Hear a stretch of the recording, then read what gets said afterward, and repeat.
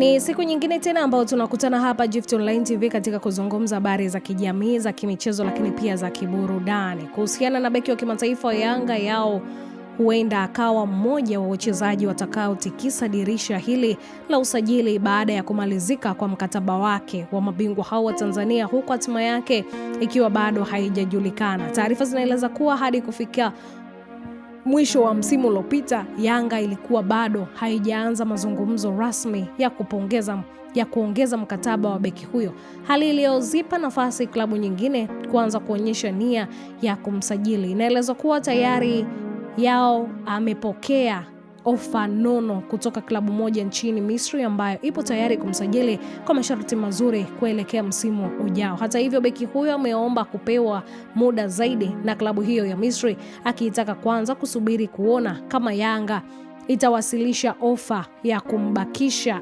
kabla ya kufanya maamuzi ya mwisho kuhusu mustakabali wake. Lakini kwa mujibu wa chanzo cha karibu na mchezaji huyo, Yao bado anaipa kipaumbele Yanga kutokana na uhusiano mzuri aloujenga ndani ya klabu hiyo pamoja na mafanikio aliyopata tangu alipowasili Jangwani. Aidha, ameeleza kuwa nyota huyo ana mapenzi makubwa na Tanzania kutokana na mapokezi mazuri aliyoyapata kutokana na mashabiki na mazingira aliyokutana nayo tangu alipojiunga na Yanga. Kwa sasa kila kitu kinasubiri uamuzi wa Yanga endapo mabingwa hao watamweka mezani ofa itakayomridhisha Yao, anaweza kuendelea kubaki Jangwani. Lakini ikiwa haliyotokea, beki huyo hayupo tayari kuanza kurasa mpya wa maisha yake ya soka nchini Misri. Baki na Gift Online TV.